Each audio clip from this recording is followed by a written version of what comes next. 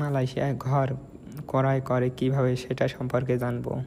মালয়েশিয়ায় ঘর কেনার মূল নিয়ম: বিদেশিদের জন্য সাধারণত 3 থেকে 5 লক্ষ রিঙ্গিত বা তার বেশি মূল্য প্রপার্টি কিনতে পারে। কিছু রাজ্যে বিদেশিদের জন্য ন্যূনতম দাম বিভিন্ন হতে পারে, যেমন কুয়ালালামপুর বা সেলাঙ্কারে বেশি যে ধরনের প্রপার্টি কেনা যায়।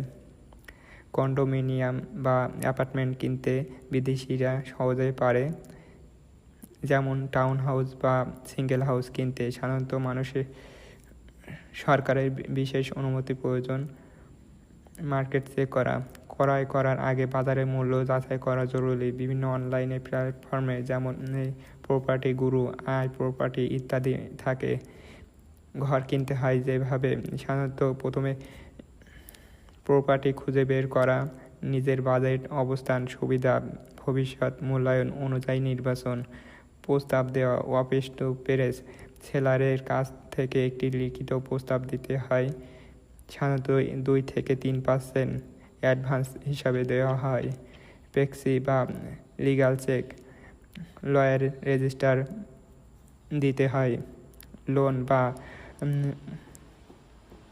অন্যান্য শর্ত পড়ে নিতে হবে। Seller to press agreement check করে নিতে হবে। চূড়ান্ত চুক্তি যা 3 থেকে 6 মাসের মধ্যে সম্পূর্ণ হতে পারে। SPA অর্থাৎ seller and press agreement. SPA সই করার সময় সাধারণত 10% ডিপোজিট দিতে হয়। Transfer and stamp duty, property transfer ও স্ট্যাম্প ডিউটি 1 থেকে 3% দিতে হয়। বিদেশি হিসাবে লোন ব্যাংক কম দেয়, এই জন্য ক্যাশ থাকলে সহজ হয়ে দাঁড়ায়। ভবিষ্যতে ভাড়া বিক্রয় সম্ভাবনা বিবেচিত করতে হবে।